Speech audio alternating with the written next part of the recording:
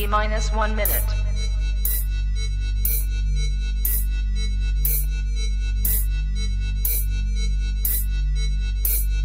T-minus 50 seconds.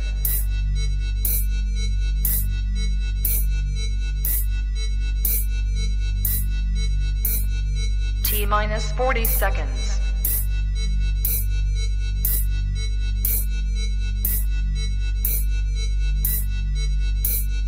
T-minus 30 seconds.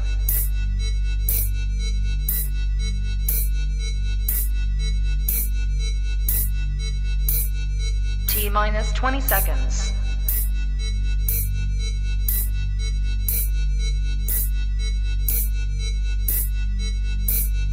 Ten, 9, 8, 7, 6, 5, 4, 3, 2, 1, 0.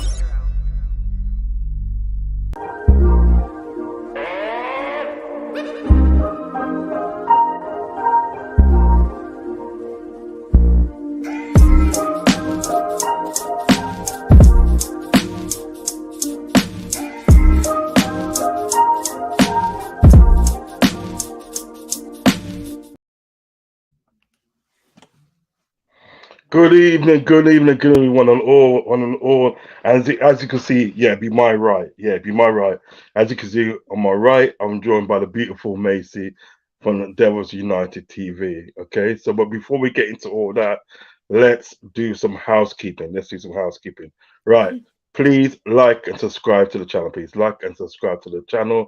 If you already subscribed, hit up the comment section and also share the content.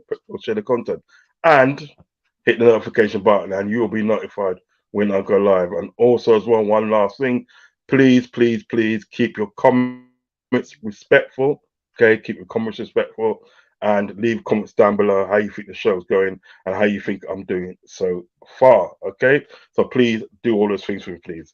You wonderful people. Love you all.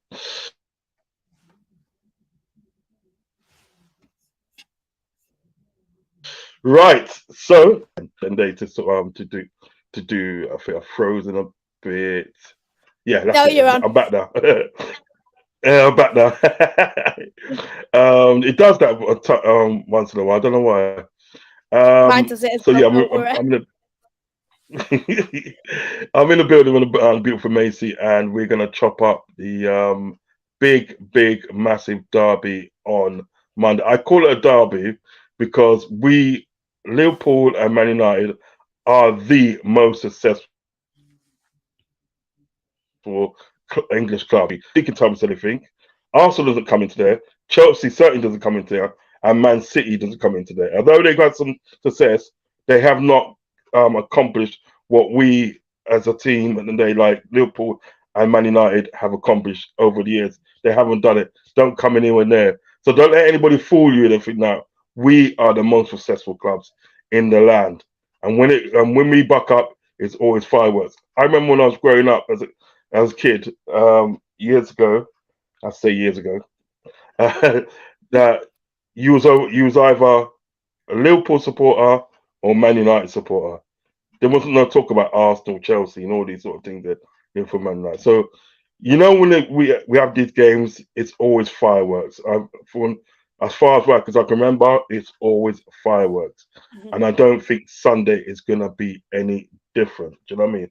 So we are going to chop that up. But first of all, we're going to chop up this news and that. And obviously me and Macy was talking backstage and that. And it's like, come across some sad news today. Obviously, it's not a death, but it is a very influential person in Liverpool's team. And then they is leaving at the end of this season. Roberto Firmino was offered a 2-year contract with Liverpool, and I'm just gonna put this on silent because it's just annoying me now. 1 second. No, it's annoying me. It just keeps on going off, man. It doesn't go. You know what? You won't go off all day or for hours and everything that, and all of a sudden just go off. You know what I mean? When you're doing something. I'm the same. People only want me when I'm like busy or working, and when I'm finished, I'm like, where's everyone? Yeah, exactly. It's one of them ones.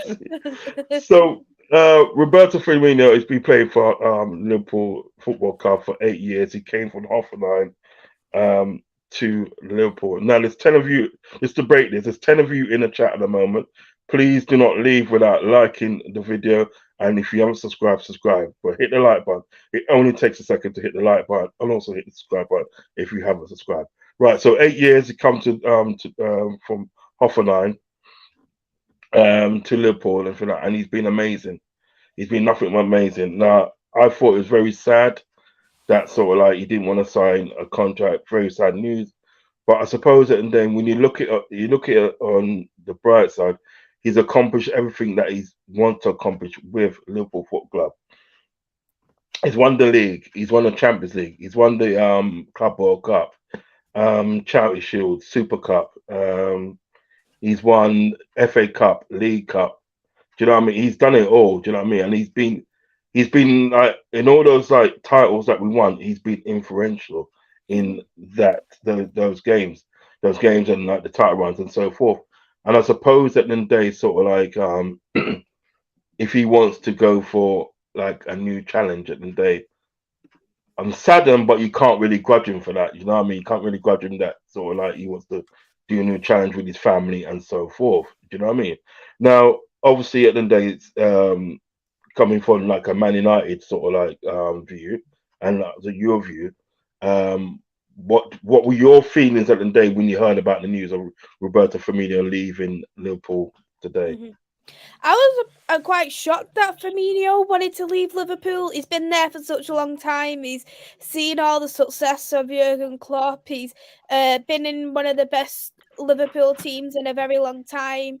He's won Yeah, everything that he's needed to win in English football. Yeah, there's not many people what you can come, especially in football now, where you can look and go, this player has literally won everything you could possibly win in the league. Firmino is one of them.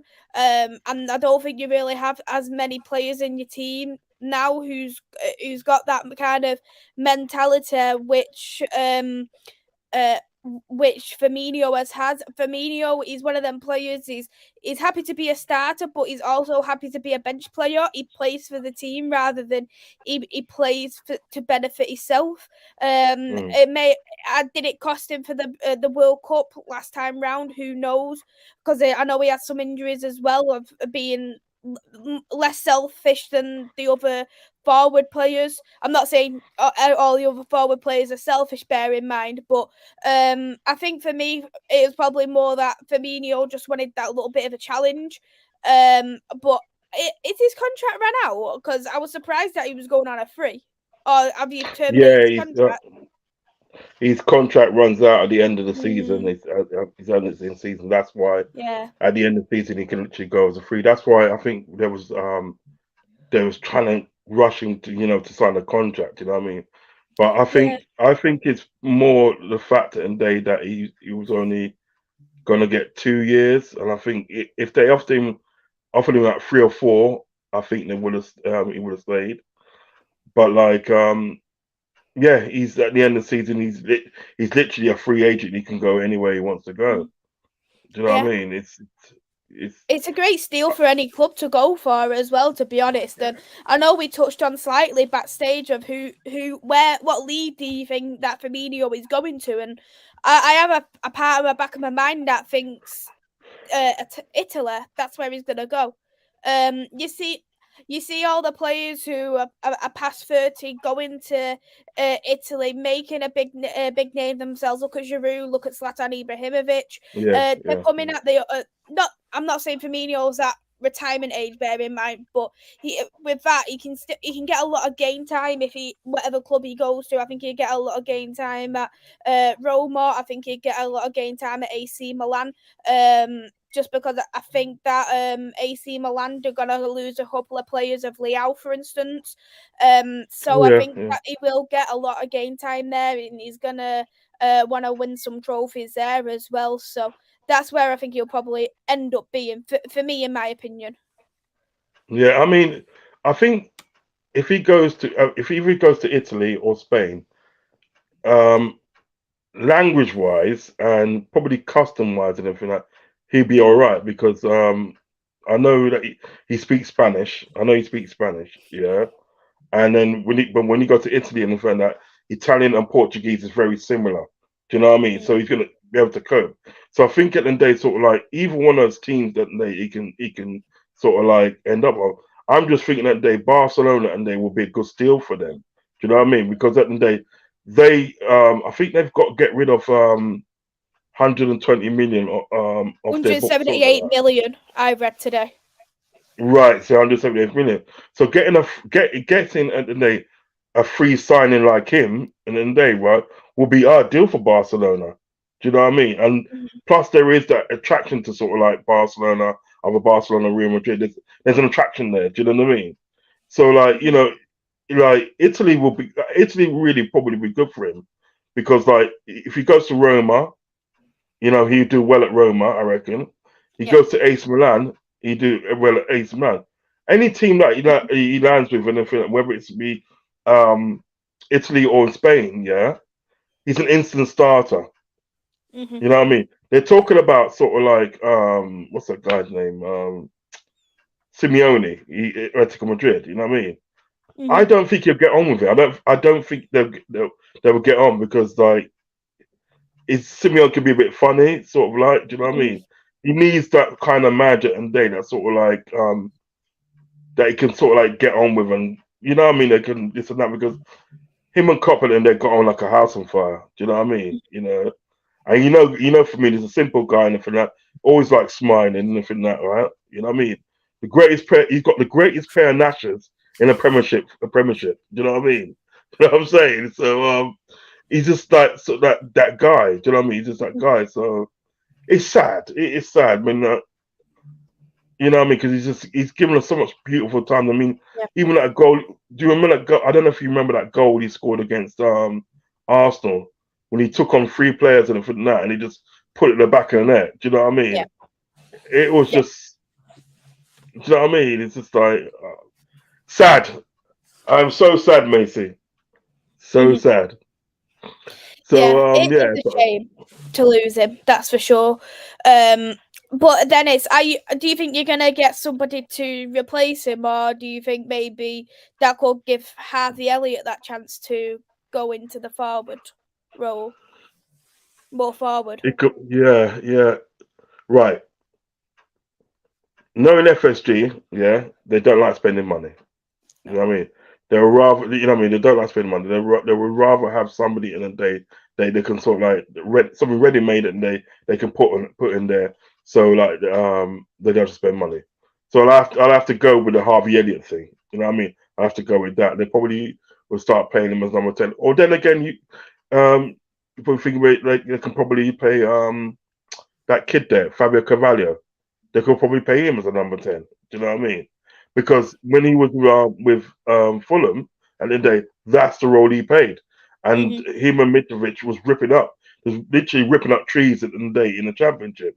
So they could probably say, right, you know what, at the end of the day, right, we don't need to go out and sort of like buy a Firmino replacement. Do you know what I mean? We can just bring in Carvalho. And bring him there. And obviously, at the end of the day, they're gonna go out and buy players anyway. One would think they need to go out and buy players anyway. You need to get the midfield sorted, and I would say get a centre back or two. Do you know what I mean? Yeah. So they're going to do that, and what they're probably doing for them, say, right, you know what, Carvalho, it's your time now. Go in there and show me what you can do. And I think Carvalho in that number 10 role in the field, I think he'd be awesome. I agree. think he'd be awesome. You know what I mean? I think he gets wasted at the day when you put him out on the left. Do you know what I mean? Like as a wet left winger, I think he gets weighted. Once he goes into centre, because he did that against oh gosh, what team is it? Can't remember what team it was now. But anyway, he went into the centre, and that's when he scored his goal. Do you know what I mean? You know, so yeah, I think it's for me, I think it's Carvalho's time to step up and just like show what he can do. But you know, it's very sad that he's going. But you know, all good things don't last forever, does it? Really? Do you know what I mean? I suppose you must have thought so when the great Sir Alex Ferguson left. You thought so. What? Who's going to replace him? Who's going to do what he's done? Who's going to bring us to success? But you know, sometimes you just have to move on. And now you've got like Ten Hag and everything that's doing well and everything that maybe that could be he could be the one. You never know. But I just want to big up some people in the comment section before we go on to the point in hand. I'm gonna big up big hands in front of the thing, you know. I'm gonna big up the one called Ensman TV. Ensman, big up Ensman. He says big up, have a great show. Ensman again. He says fire. Ensman, remember, please go and like and subscribe to Ensman TV. Go and like and subscribe to his channel. He does some brilliant work on that channel. Also, he's got another channel as well. The day after podcast. He's got that channel as well. So go and give them 2 channels a like and subscribe for me. Go and show him some support, please. Ensman again. He says, yeah, big up Macy. Hi, Ensman. Big up Box of Macy, you know. Big up, Rather. Ravi's my boy, man. Big up Roz, yeah. Ravi's my boy, man. Big up Ravi to the side. Oh, yes. Yes, this is a new one. This is was it cover, big up, man. Big up. So this big game on Sunday, I'll read out some more comments in a while. You know what I mean? This big game on Sunday, okay. Liverpool versus Man United on Sunday, and it's at Anfield. Do you know what I mean? Last time out, you beat us at Old Trafford. You beat us at Old Trafford 2-1.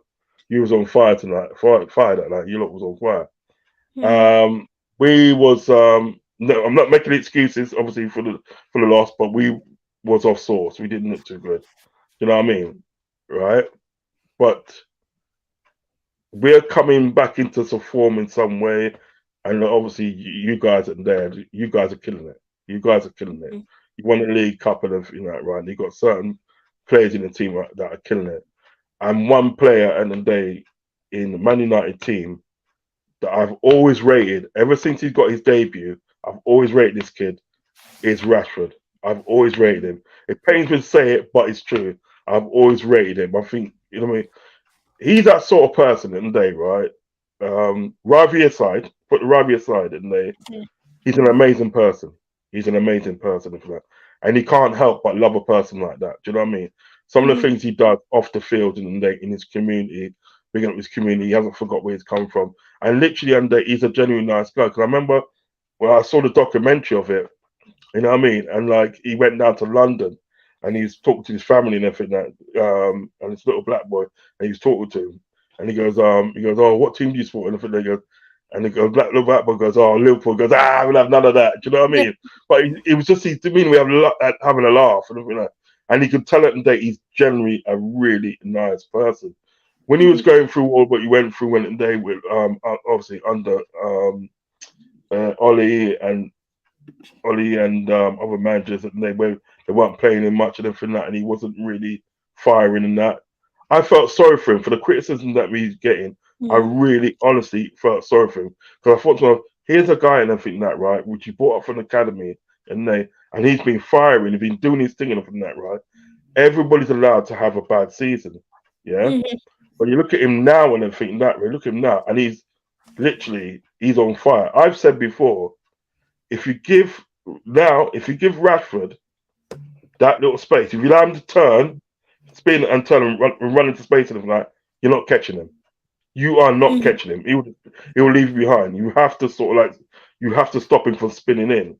And to me, at days, he's one of the most influential players that you have got in your squad. Without a doubt, he's one of the most influential players. So you're coming to Anfield and everything that, and obviously it hasn't been a good stomping ground for you. I don't think you've won there in quite a while, have you? You haven't won there in quite a while. It's been a long time. How confident are you? Like, you obviously being a Man United fan, how confident are you of getting this win this Sunday? I'm confident we won't lose. I don't. In my opinion, I think it's going to be real neck and neck.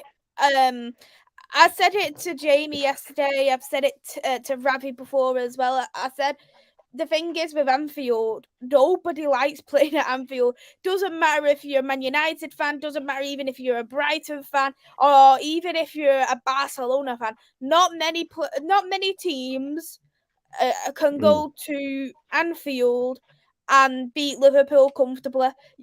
I think Jurgen Klopp has made Anfield like kind of like a fortress. What Ten Hag is trying to do with Old Trafford for this season. I think it's you've got to have real strong mentality, real strong gut with a proper game tactics to even get a point out of Liverpool. And for me, I think the crowd of Anfield is one of the best crowds in English football. And it's a bit painful to say coming from a rival fan, but it's true. They're like your 12th man, and I think the players always I'd say 95% of the time put out a very good performance on at Anfield, just because of the meaning behind it, or the history of what's at Liverpool Football Club and what the what the club represents as well. So I think for me, in my opinion, if you went to score first at Anfield, that I wouldn't feel unconfident, because you've seen Man United this season where we've gone behind at Barcelona at Camp Nou, we've gone behind at Old Trafford a few times this season, West Ham quite recently, Manchester City at home, and the Barcelona at home as well. And the thing is we have that strong mentality to come back, and I think that's something that Erik ten Hag is trying to drill in. If this was any other manager, I would have probably said we would have lost this game, just because of how well you play at Anfield. But because of the manager who we've got, I think he knows, especially I think he knows off the fans on what's important to us, and I think he knows, especially he's probably watched a lot of games of Manchester United, and he knows the games to win. You want to beat Liverpool, you want to beat Man City, you want to beat Leeds, and I think he knows that, and I think even if we went behind 1-0 at half time, he's gonna have a go at the players, go, you better do this at second half. And Martinez said they'd done that against West Ham, and look what happened. So yeah. Yeah, I think that Ten Hag has definitely built a different mentality into sort of like Man United. Do you know what I mean? He's drilled them and he said, look, this is how I want you to play, and you know what I mean? Always leave an extra man in midfield, always leave an extra man in sort of like in defense. Do you know what I mean? And when you look at Ten Hag and think that Ten Hag has come from like a good stock. He's come from a good stock of like, of managers, because he was under Pep at Bayern Munich. You know what I mean? He's traded there. Do you know what I mean? And he's done very well. And to be honest, it pains me to say it and everything that I do like the way at the end of the day he's got this Man United squad playing. Do you know what I mean? Because you think about it, Man United at the end of the day always had a good crop of players. You understand me? They always had that. But like what it was, he's just getting the best out of them. Do you know what I mean? That's what I found. He's just getting the best out of them. Mm-hmm. And now he's able to do that. He's able to sort of like say, look, you know what I mean? You got to do this. You got to do that. And if you don't do it, don't think you'll be playing on Saturday afternoon. Don't think you'll be playing on Sunday afternoon. Do you know what I mean? I want what I want. And if you cannot deliver to me, do you know what I mean? You're out of the team. Because put it this way, he proved at the end of the day, look, at the end of the day, really, he proved this. He proved I'm the manager, you're the player when it came to Cristiano Ronaldo. He said, look, I run things around here. You don't. Do you know what I mean? If you don't like it, sling your up, mate. Do you know what I mean? And he did. Yeah, he did. And I think, to me, at the end of the day, I think that was a very important statement to A, get the fans on side, and B, get the team on side. You know what I mean? Because what you find out now, right? These players that he's got here, these couple of players that he's got here, they'll run through a brick wall for him. They'll literally run through a brick wall for him. Yeah. And I think that's what Klopp did in a certain way. He got certain players on side of him from that, and he made it out. So we look at the day, I'm running things here. Do you know what I mean? You're not. Do you know what I mean? Yeah. And I think that's most important. I admired him. I admired Ten Hag. When I heard that you lot was getting Ten Hag and everything that, right, I was like, shit. I was like, shit. Shit. Fuck it. I was hoping that they always got some other deal. You know what I mean? You literally signed a deal that year. He got sacked. He got sacked like 4 months after. But I completely Oh, mate, I agree was with just you, though. thinking, yeah, mate, but when they got Ten Hag, I thought, oh my God. I tell you what, and I think that, right, they're gonna start cooking. But you know what is at the end of the day is this at the end of the day. It goes to prove at the end of the day, right? You know what I mean? That we are the best. We are Liverpool and Man United. We are the best. And this game at the end of the day deserves all the attention it can get. Who do you think at the end of the day on Sunday can be your most influential players on Sunday? I've got 2 players in mind. One of them you've already mentioned, of Marcus Rashford. Yeah, Marcus Rashford is in his form of his life. Not scored as many goals as he has this season. Him and Ten Hag had a little bit of a bet that Rashford has to score 30 goals in all competitions. And he's getting there because Ten Hag said to him before the pre-season, I know you are one of the best players inside of you, and I want to get it out of you. And he's done that. And knowing Rashford's a Man United boy in and out, no doubt about that. So he'll know what it means to play against Liverpool, yeah, just because of where his roots. So I think for me, Rashford is going to be very influential, and another one would be Casemiro. Just because Casemiro, for me, he has been an elite player. I must be honest, I actually think that we actually stole Real Madrid out the amount we paid for him. We paid about 60 odd million for him, and the way he's playing, he's becoming an absolute bargain. And I think him and Rashford has been the difference between us being in the top 4 and not being in the top 4 and winning the yeah, Carabao Cup. He keeps our midfield so settled. He's breaking the play very, very well, and I think what Ten Hag has probably said to him, I think he's broke him in very well by putting him on as a substitute there and then giving him the starts, because he's becoming he's already a beast, but I think he broke in a lot more. He broke into the Premier League a lot more quicker than a lot of people probably yeah, anticipated, because I think coming from La Liga, it's very hard to come into the Premier League and yeah, settle in so well. And for me, with Casemiro, once I think Ten Hag has probably said, "You do your work, do your defensive midfielder duties, and then do what you want." He's got the best goal and assist stats ever in his career at Manchester United, and yeah, I think for me, he has probably more that free kind of role now compared to what he had yeah, at Real Madrid, because he had like Caruso and Modric in front of him, who are world-class midfielders, and Manchester United don't have the caliber of midfielders what Real Madrid had. So we've got Eriksen, who's injured, but he's sensational. Bruno Fernandes.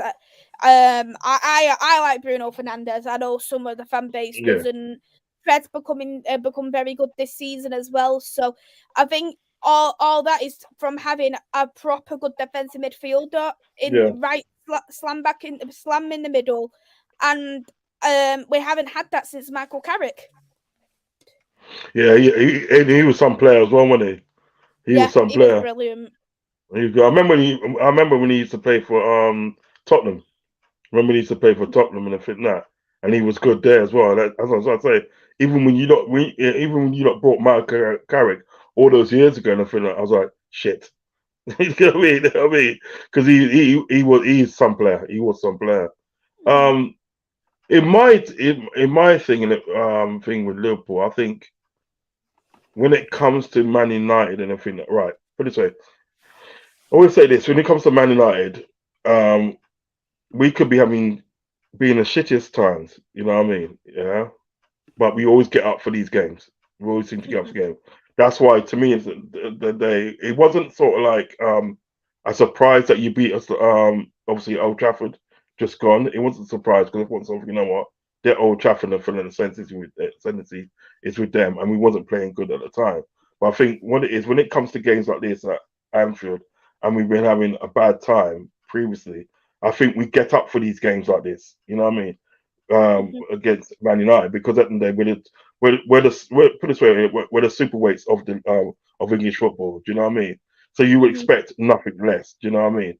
There's only been like probably one game at Old Trafford that I know of at the end of the day where we was playing horrible, and I think you beat us 3-0, and it was like Berbatov scored a hat trick. Do you know what I mean? Oh, I love Berbatov. I can't lie, Yeah, I do love Berbatov. yeah. I think that. He had the I think most that. silkiest first touch. Yeah, he was quality. Berbatov was quality. Berbatov was that sort of player at the end of the day where he looked lazy, but what it was with Berbatov, he just did what he needed to do. He didn't overdo it. What he needed to do, he done it, and like he was always in the right place at the right time to sort of like receive that ball. He was quality. I think that was at Anfield, or was it at Old Trafford? No, it was at Old Trafford. It was at Old Trafford. Yeah, You beat us Old 3-0. Trafford, yeah. Yeah, it was at Old Trafford, and I think the same season you came to Anfield, and we done the same thing. We done the same thing because I think Dirk Kuyt scored a hat trick that season. Do you know what I mean? But like usually these games, and think that right, Liverpool get up for it. Do you know what I mean? The good thing about it, I think that is like Konate is back. You know what I mean? So if we do hold a high line and everything that right, Konate can get back quick to sort of like to defend and stuff. You know what I mean? Fabinho seemed to come into some form at the right time. Do you know what I mean? We got that young kid, Brashetics, you know what I mean, which I rate. I do rate him from that. I think, for what he's been asked to do, you know what I mean, being at the day, he's relatively inexperienced, you know what I mean? Because literally at the day, we bought him from Celta Vigo Academy for the academy in Liverpool. But through our midfield situation, and we said, yeah, you got to come in. And he's done well. Brashetics done well. He's come back. We got Jota's come back. Is back, and obviously I you got like like the Jota. Gaffer. Oh, he's an amazing player.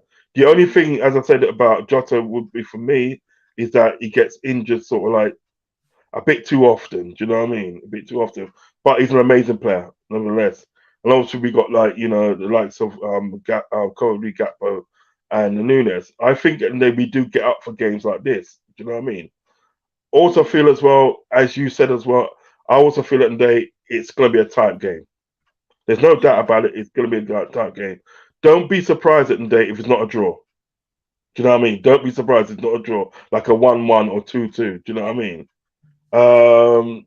Many years ago, when you had Ryan Giggs, and Ryan Giggs was just coming to the squad, and then Gary Palestine, all their mans there, yeah. We came to Anfield and you went 3 goals up.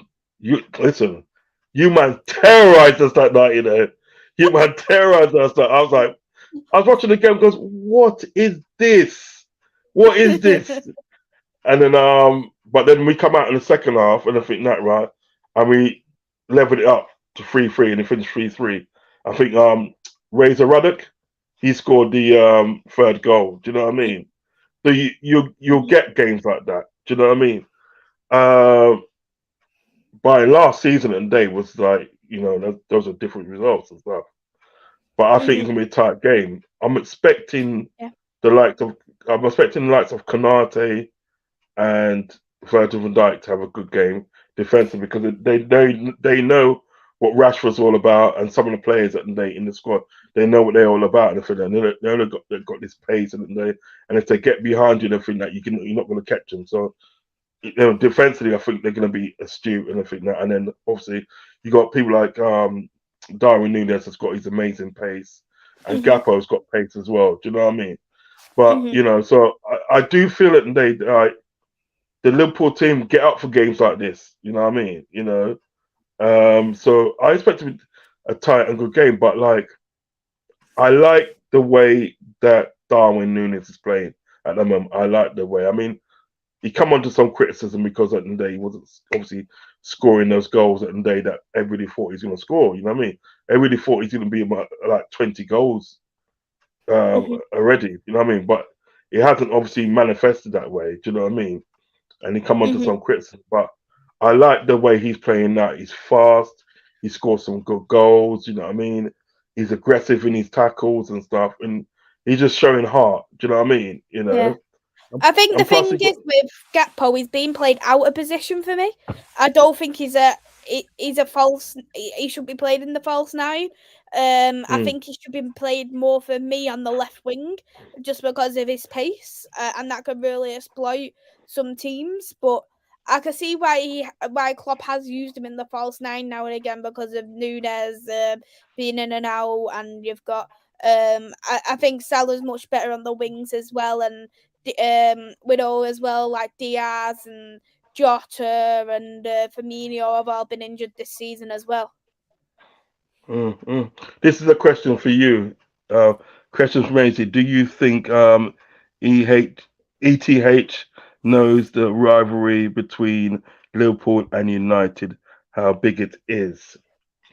I think he does. Yeah, I think that he's even said in his interviews that about he knows, like, he wants to learn about Manchester United. He goes on like bike rides around Manchester so he can learn about the fans of Manchester, the culture, because that's important to him. Yeah, To know the environment of Manchester so we can get along, so he knows what Manchester United, if you get what I mean on the lines. So I think yeah, definitely does know the rivalry, and I think it was clear that he did know the rivalry as well of when he did the interview actually with Jamie Carragher and Gary Neville when against Liverpool, just beforehand on Sky Sports yeah. News, because that got released, and I don't think Carragher did, but I think Neville really terrorised Ten Hag in the interview, and I think he kept very calm and composed, just because Gary Neville was chanting for wanting him out of Manchester United 2 games into the season. So Seriously. yeah, he was calling for his head basically 2 games into the season. But his boy Ola, second place was an achievement, but losing your first 2 games of the season is a sackable offence. Yeah, go figure. Go figure. Go figure. I mean, to be honest today, right, Gary Neville, don't get me wrong, I hated him as a footballer, you know what I mean, yeah? But as a pundit and everything, I quite liked him as a pundit and, the way that he breaks down games and so on, so on, so on.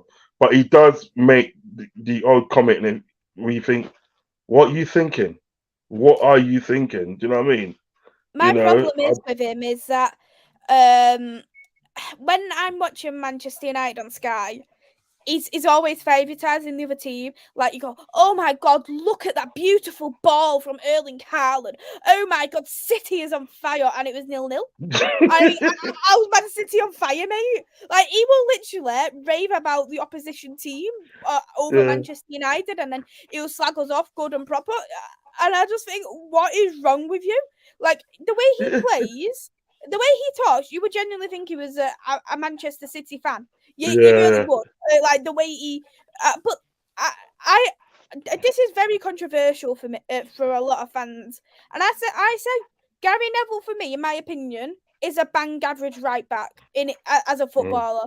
If he was in if he was in like another team, a top team, if he was in the Arsenal team, or if he was in that Chelsea team, what done so fantastic, no way would he have the success that he would have ever had. It's not because of he was one of the best right backs to ever grace in the Premier League. It's because he was in a very good team and a very good back line, which helped him out massively, in my opinion. No, you're right. I started disliking Gary Neville when he said Pep Guardiola was the greatest ever manager of all time. That was what done it for me. And I think if you had Sir Alex Ferguson as a manager, and you would say Pep Guardiola is the greatest ever manager of all time, get the hell out of here. Why are you punting my foot? You see, all right, Carragher the other day, we're playing Newcastle the other day, yeah? Right? And Newcastle lost, right? We beat Newcastle 2-0. But he still give, what's his name? What's that guy's name? Oh, God, I forget his name now. What's the winger? The winger from Newcastle, the black fella, French guy. Oh, no, the black fella. Yes, he gave him. I forgot his name now. He gave him at the end of the day man of the match. He gave him man of the match. I was like, what did he do? I said, I was just thinking, what did he do to earn a man of the match? Yes, he made some good runs, and you respect that from a winger. Do you know what I mean? But he didn't score. Do you know what I mean? You know what I mean? So some of these pundits and everything that, right? What they do at the end of the day, they want to seem unbiased. They always want to see unbiased because I think certain times at the day, like people are expecting them to sort of like say massively great things about their club and the former managers and everything like that. They don't expect them to say these sort of things. You know what I mean? So they have to prepare sort of like unbiased and everything like that. But I'm not being funny to say that end of the day that sort of like Pep Guardiola is the greatest manager ever to sort of like to Sir Alex Ferguson and say, as much as it pains me as a Liverpool supporter, you know what I mean? He ripped up trees. He ripped up trees. You can't deny that. He ripped up trees and everything like that. And what sort of like Sir Alex Ferguson's done, Pep Guardiola can only think of. Do you know what I mean? So to make that statement and everything, you're not serious. Serious, you're not Exactly. serious. You're not serious. I said that. Like, that's exactly what I think. Like, if you look at the greatest managers of all time, Pep Guardiola wouldn't even be in the top 5. You look at even the success what Bob Paisley had at Liverpool. You There you look at go. what Brian Clough has done at Nottingham Forest and Derby. You look at Sir Yeah. Alex Ferguson at Wolves. You'd look at them type of managers before you would. You'd look in there at Pep Guardiola because he's won trophies at Bayern Munich, Barcelona, and Manchester City. He's looking right. Oh, look at him! He's got like 40 trophies, and he's the greatest manager of all time. And he said it after he won the Carabao Cup. Bear in mind, it wasn't as though he won the Premier League bounce after bounce. He won Yeah. the Carabao Cup, and that's what baffled me even more. As why I Yeah. say it after a Carabao Cup win.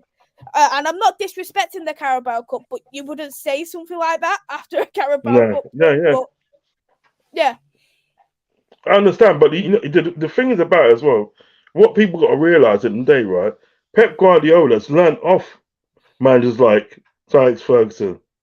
You know what I mean? The greatest managers ever in the British football. And you're Excuse like, me. He's learned off these people. If it not, do you know what I mean? He's learned off people. So no, he's not for me. Not the. He's good. He's done some things, but for me, he's not. He's got a long way to go to be the greatest manager ever. Do you know what I mean? You got to think like, as you said, like people like Bob Paisley and everything like that. Those are people and they that won the European Cup back to back. You know what I mean? mm-hmm. Brian Clough did the same thing back to back. Mm-hmm. Do you know what I mean? You With know, so Nottingham Forest, out of all teams, you will never see Nottingham Forest ever win in the Champions League ever again. Never. there you go. There you go. I mean, these people at the day, right, are sort of like they're one of a kind, and I don't think their memories should get trashed like that and put comparing them to Pep Guardiola. Do you know what I mean? No, sorry, because you think about it and think that, right? Put Pep Guardiola with Aston Villa, see what he does there. Do you know what I mean? Put him in there and say, look, build a team and everything that, right? Yeah, on a shoestring budget and everything that can go into the Champions League and everything, win the Champions League and win sort of like leagues and stuff like that. You know what I mean? Make this team a world beater with a shoestring budget. He want me to do it. Mm-hmm. And that's what these people at the day, like your Alex Ferguson, like your Bob Paisley, like your Brian Clough, and all those men, they had to build a team at the day on a shoestring budget in there and make them into world beaters. And they done it. So until he can do that, no, not for me. Ravi's got a question here. Ravi's got a question. Question for both. Where will both teams get most joy in the game? Do you want to go first? I'd say for Manchester United, probably the most joy would be for the right back position for Liverpool of Trent Alexander-Arnold. I think for me, Marcus Rashford will be going up against Trent, and I think with Rashford's pace, he's such a strong player and he's very hard to beat. And I think if he overruns Trent Alexander-Arnold, if he, for example, Trent goes too far forward, or if Trent or something happens with Trent where like he loses one-on-ones. Rashford's very, very hard to be beaten against, especially as I say when he uses his pace. And one other thing, because Rabdi's already touched on about Liverpool playing a high line. If for instance you went because you like to see Van Dijk and Konate going forward quite a bit. So if, for instance, we've got the ball, Martinez, for instance, he's very good at doing long crosses. If you went too far forward, that could be a potential way of exploiting Liverpool also. But from a Liverpool point of view, I would probably say where you would be able to exploit us, it would be our right back position if we had Diogo Dalot playing, just because I just think Diogo Dalot, he's not. I'm not a fan of Diogo Dalot. A lot of people like him. I don't. I don't think he's. People saying he's brilliant at going forward, and he goes too far forward for me. Didn't have the connection with Anthony Sancho. And when he does a cross, it looks like a shot off target. He's missed absolute sitters. So I'm not a fan of him. I prefer Wan-Bissaka. I think if you do play Wan-Bissaka, we play Wan-Bissaka, it could be a little bit different story, and maybe another place where you could potentially exploit would be left back if Luke Shaw was not to play, and you had Malacia, because Malacia he did do. Salah done very well against Malacia to get that second goal, but he's still a very young raw kid. He gives me Patrice Evra vibes actually. I do really like him, and I think Ten Hag will make him a beast. So I think it will be the wings for Liverpool again, just as Manchester United, the wings really. What about you for both? Me, I think the pace of Rashford is going to be very important. Pace from Rashford is very important. His all-round game to me is going to be very important because he's got the habit of sometimes he gets the ball and he turn and he go bang, he just take a shot. You know what I mean? And he lands bottom corner. Do you know what I mean? Yeah.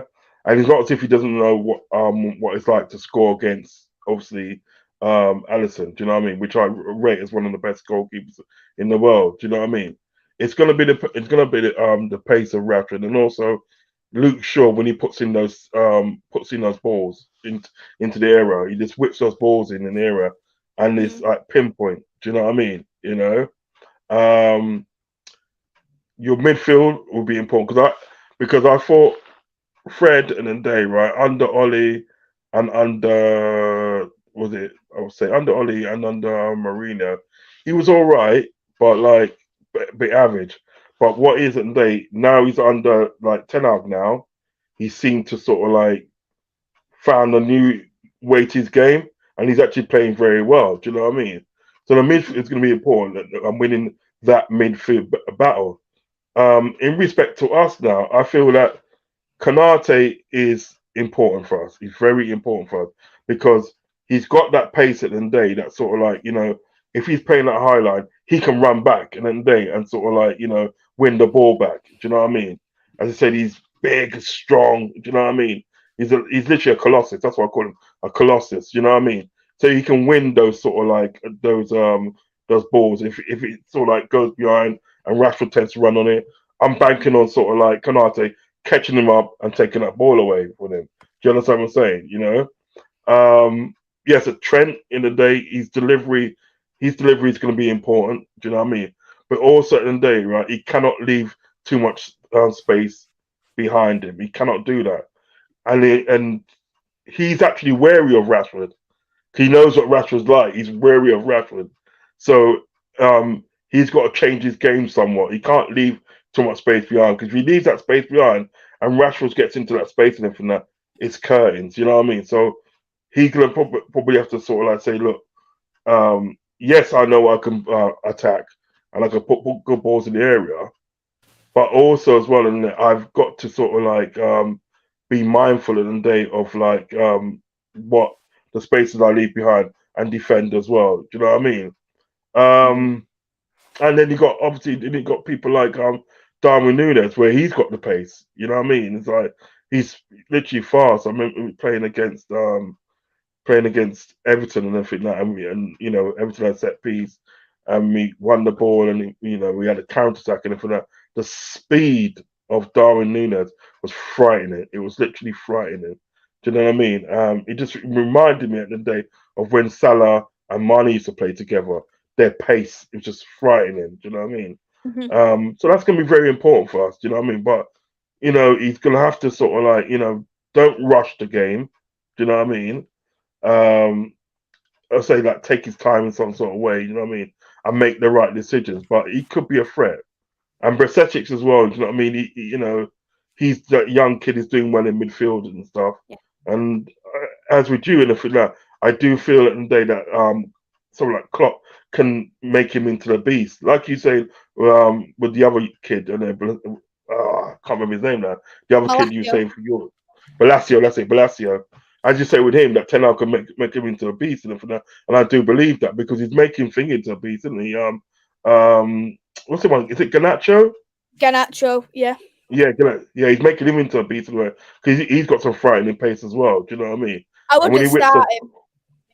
Bear in mind, I wouldn't start Garnacho though. Bear in mind, no, he has to be.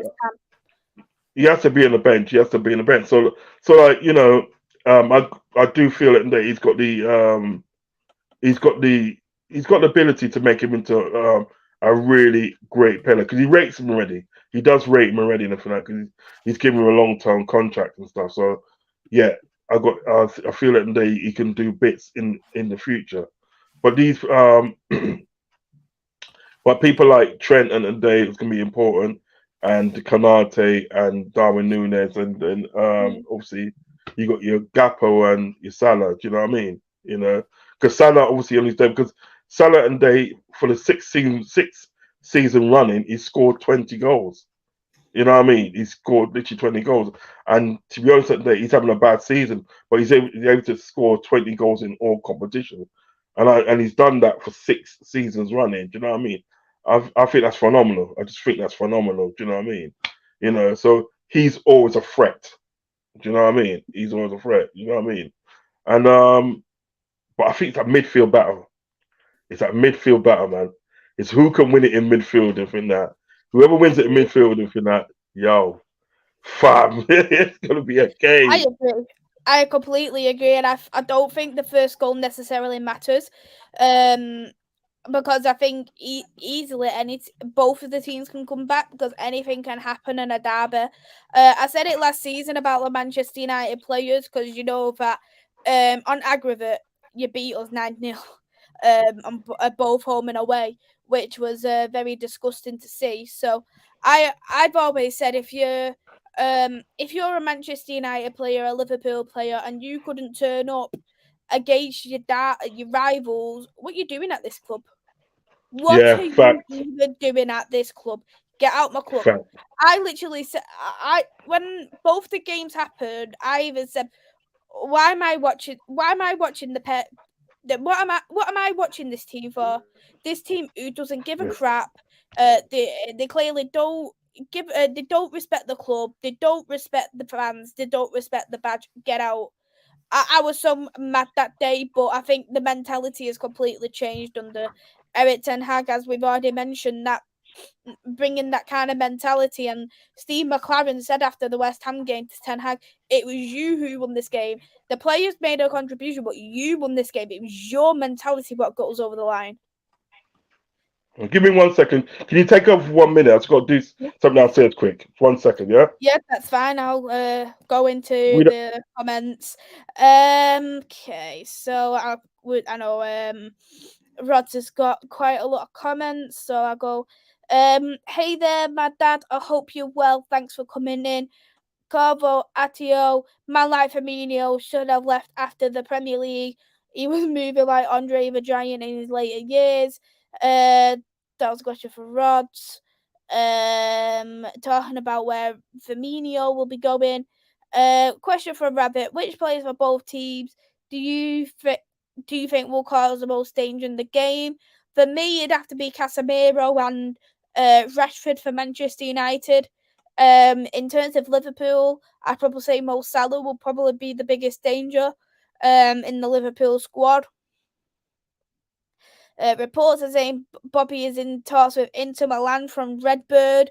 Hope you well, Redbird. That is very interesting. It makes me wonder then, because Inter Milan plays the 3-5-2 formation. So if he plays the 3-5-2, he'll probably play in the striker role next to Martinez. I think Martinez is the great striker unless Martinez is going to be leaving. Truden, Maisie, do you want the Qatar takeover, or would you prefer someone else? For me, I do want the Qatarian owners. I read both the statements from both Jim Ratcliffe and from Qatar. Jim Ratcliffe, he didn't really have the proposal what he wanted to do at Manchester United. We compared both of the statements compared to Liverpool and from the Chelseas and Manchester Uniteds, and it was nowhere near as convincing for me. Qatar mentioned they wanted to help the women's team, the youth team, they want to revamp the stadium, which is very rusty at the moment. They wanted to build land around Manchester United, help the community. And I know there was another one, an American company who was in for Man United, but they're only there to help an investment for the Glazers. They're not there to buy the club. And the Glazers have openly said if we don't get 6 to 8 billion from Man United, we're not selling, which I think is very disgusting. They bought the club for 500-600 million, and they won't sell it for any less than 6 to 8 billion. Pure greed, and the way things are going, it just feels less and less likely every day that we're not going to get sold. If we do, I'd be absolutely buzzing, but something tells me it's not going to happen. Ravi, thoughts on Weghorst? I really like Weghorst. I think he's a fantastic player. He doesn't have the goal ability that we've seen in Turkey, we've seen at Wolfsburg, but the thing is with Weghorst is that he's got a fantastic overall play. He's brilliant at pressing. He's brilliant. He's brilliant at his pressing. He's brilliant at scaring the opposition. He had a fantastic final in the Carabao Cup final. He was my second man of the match after Casemiro. He got an assist in the final. He wants to play for the club, more importantly. He loves Manchester United. And I think for me, even though he's not the overall finished package, I think he's a great player. Wout Weghorst, I'd sign him permanently if it was like 10-15 million. I think he's great for what he's done in the team overall. And it really says a lot when I think it says a lot for me that Erik ten Hag puts him in the 10, because he isn't a 10. He's a striker, and playing him in that 10 role, it shows the versatility of Weghorst, and he has that the abilities of a midfield with the pressing skills, and Rodz is back. Yeah, man. Thanks for that. I just had to pop up and do something quick. I agree about Weghorst still, because he's actually brought into a club and made him into a different player. And this is what great managers do. Do you understand what I'm saying? This is what great managers do. They see something else in you and they bring it out. Do you know what I mean? And and that can prolong your career, or it can change your career for the best. Do you know what I mean? So I do agree with that. Do you know what I mean? So Ten Hag to me, and I think that, right? You know what I mean? He seems a really good manager, and I think that, right? And if I touch on Ten Hag and I think that, right? I'm impressed at the end of the day of what he's done so far with Man United. Not only, not only on the pitch, but off the pitch as well. Because you got to check it now. He's probably come in and said, like, look, he's seen how the hierarchy is from afar. And he's come in and said, look, you know what, at the end of the day, not having that, you know what I mean? If you, at the end of the day, employ me as a manager, I'm the manager, I say what goes on. Do you know what I mean? And I think that's commendable. Do you know what I mean? Obviously, your thoughts on how you think Ten Hag has done so far, and the job that he's done overall. Mm-hmm. I think for me, Manchester United isn't an easy team to manage. It's not because of it's Manchester it's Man United. It's a big Premier League club with its history. It's more that I think it's very hard to work under the Glazers. Just as I think it's very hard for Klopp to work under FSG. I think it's very hard to have all fan support. Just because you've seen over the years, Jose out, Ollie out, Ragnick out. You've just seen it all. So it's hard to win the fans round. It's hard to be actually in control. And there were so many egos at Manchester United. You need someone with a very strong gut and a very strong belly to manage a team full of egos and keep them under control. Lou Shaw has said that for the first time in a long time, there's actually discipline at Manchester United, and that just really shows of the coaching and the management in the past is that the players have got had everything scot-free over the years, and Ten Hag's not allowing that. He's changed. He's shown that I've dropped one of the greatest players ever in football, Cristiano Ronaldo. If I'm dropping him, don't think I'm not dropping you. And that's what he's shown. I think it shows a lot of guts to drop a player like Ronaldo, because Ronaldo thinks he can play every single game possible. He's dropped Marcus Rashford when he was in terrific form, just for being late to training because he overslept. And that, because he overslept, he dropped him. I think he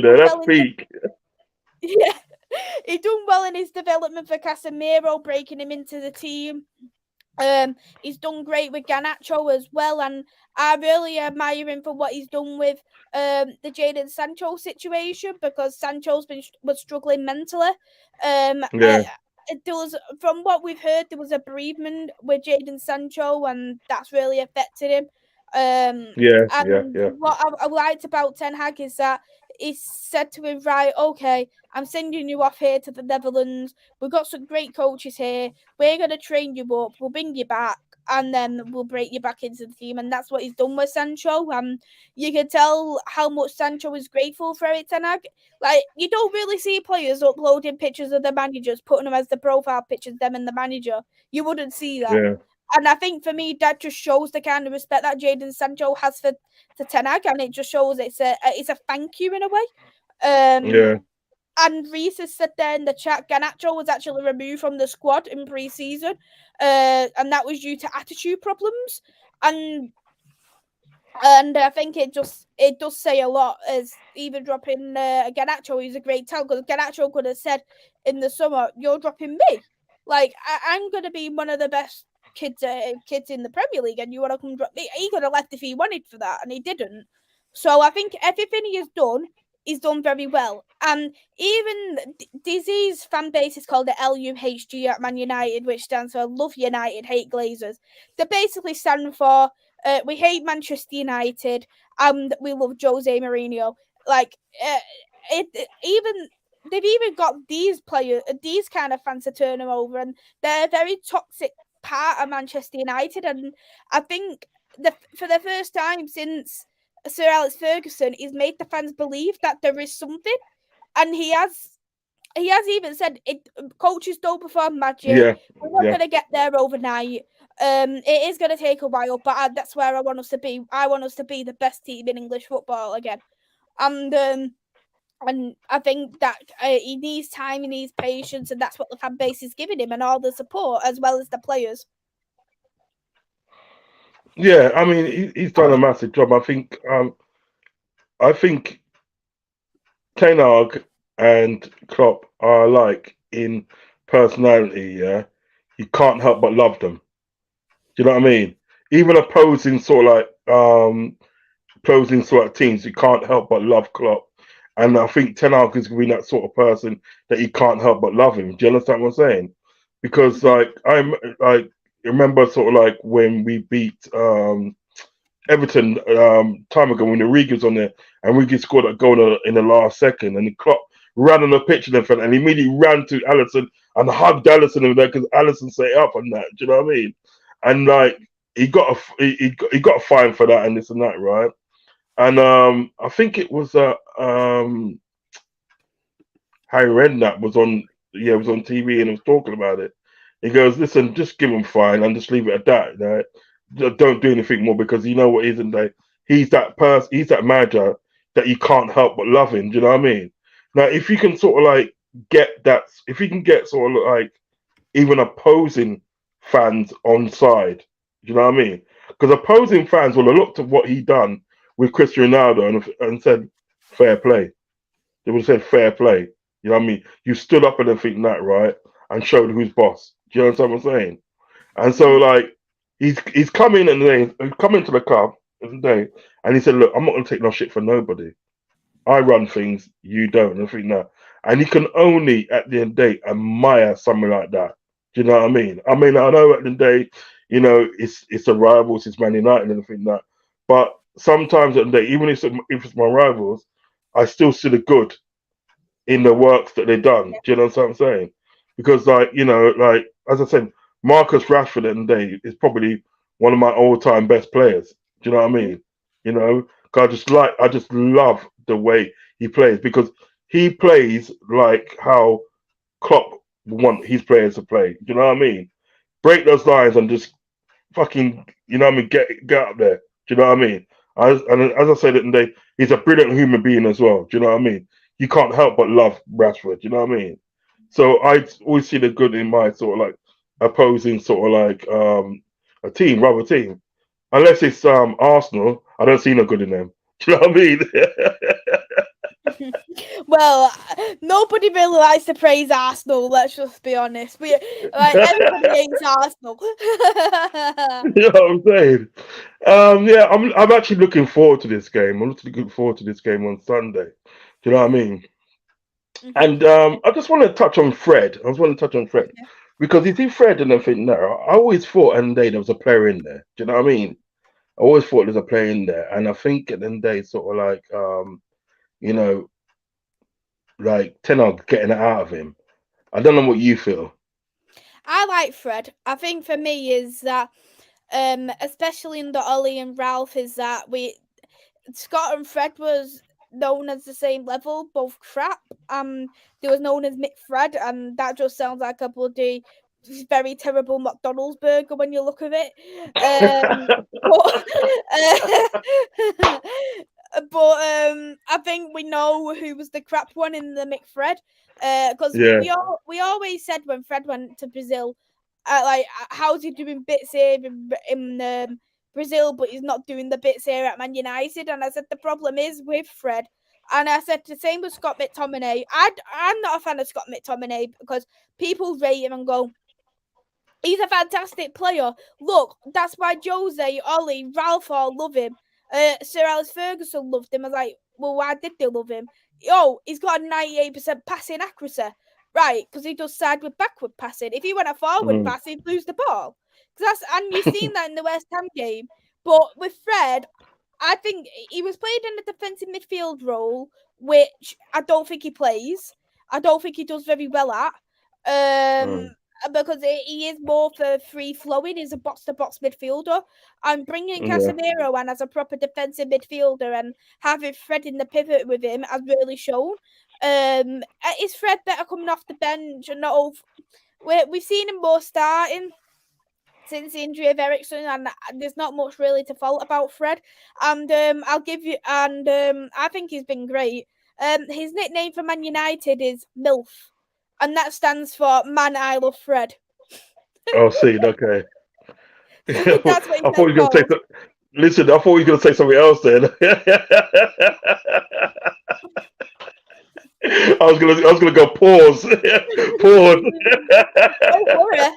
Don't worry. Don't worry, I love you, matey. You know that. I love you, matey. Yeah, I think Fred's a brilliant player. I think he's a brilliant player. He's taken some unfair criticism at certain times. It's the same like with Henderson for us, and he's taken some unfair criticism over the years, and but it's been a goal for me, in my opinion. Yeah, I mean, to be honest, today you got to think, but since that time at the day, he got criticised by Luis Suarez, and Luis Suarez criticised him on training, had a go at him. he's up to his game from then. Do you know what I mean? He's up to his game from then, and people wonder why. And then it's sort of like he can't get back as much. He can't do certain things. It's because at the end of the day he's been running around for 11 years. He's been doing that for 11 years, like getting back all the energy in midfield. You know what I mean? There becomes times at the day, right, that you're gonna slow down. Do you know what I mean? There's no doubt about it. Do you know what I mean?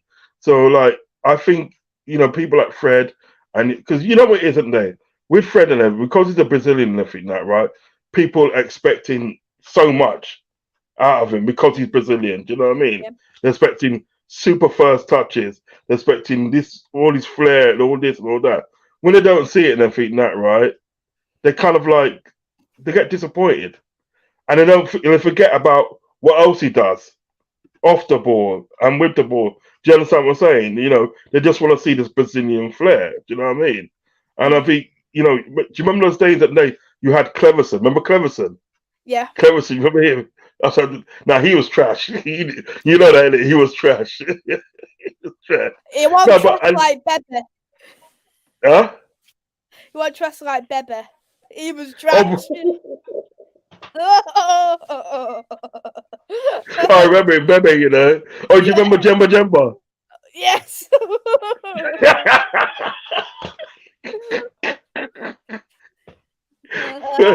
No, but listen. I ain't gonna say that because we've had some trash in our time, man. Markovic is one of them.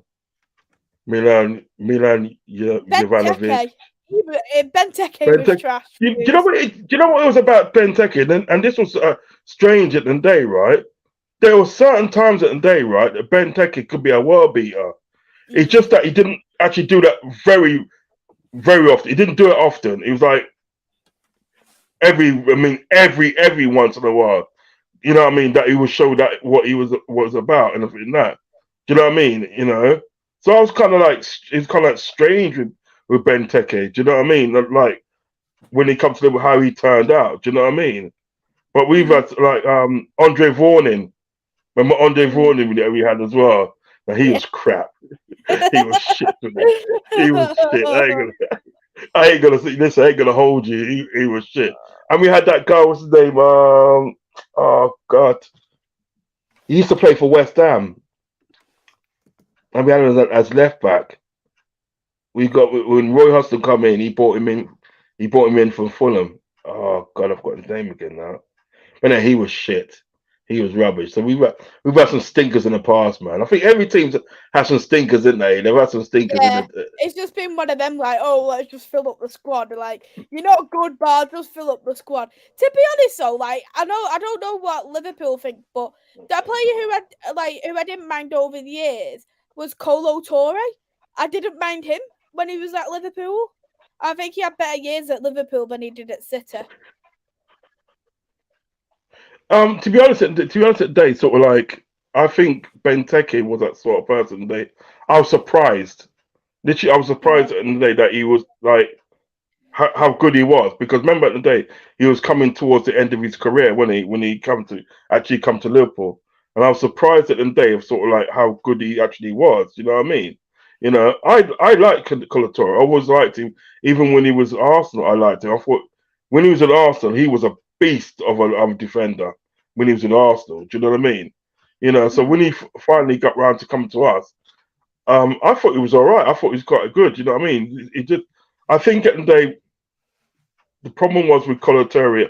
I think we got him at the wrong time. You know what I mean? Had we got him a couple of years previous, we might have seen more out of him. Do you know what I mean? But because we got him at this time where he was literally coming towards the end of his career, do you know what I mean? Because like after us at the day, he went to Celtic, didn't he? He played at Celtic for a while, and then retired there. Retired there, and then he went. He was Brendan Rodgers number 2 or something like that, wasn't he? At Leicester, then he got a job with Wigan. He got sacked. And he got sacked at Wigan. So I always think at the day, had we got him sort of like a couple of years previous, do you know what I mean?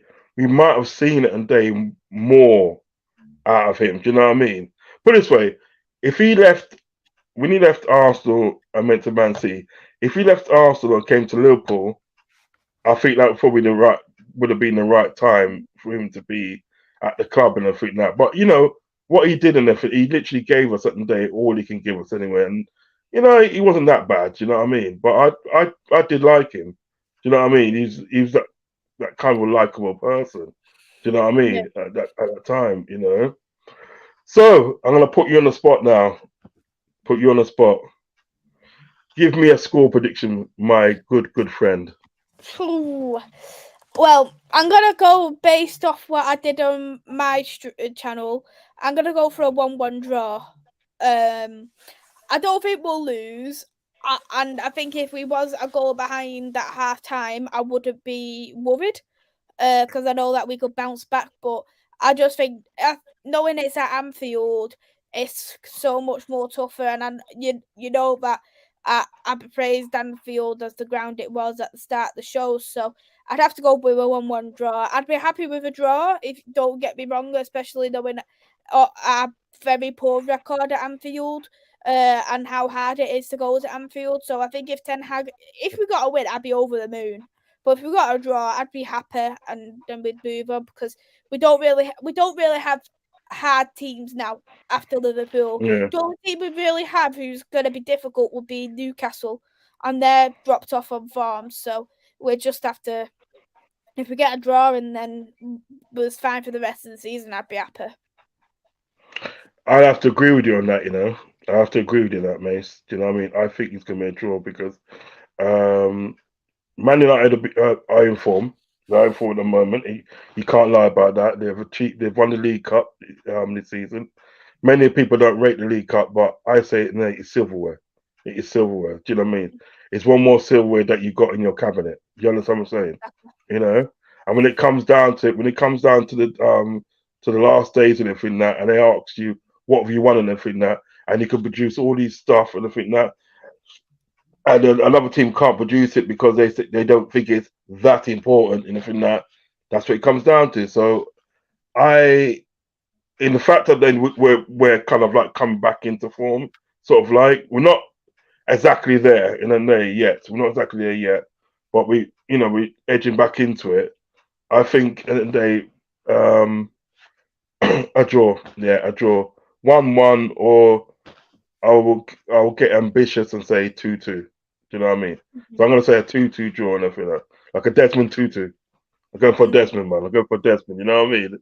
But it's gonna be that. But I reckon it's gonna be a fiery game, and it's gonna be a game that we're gonna enjoy. You know what I mean? And the neutrals will enjoy it as well.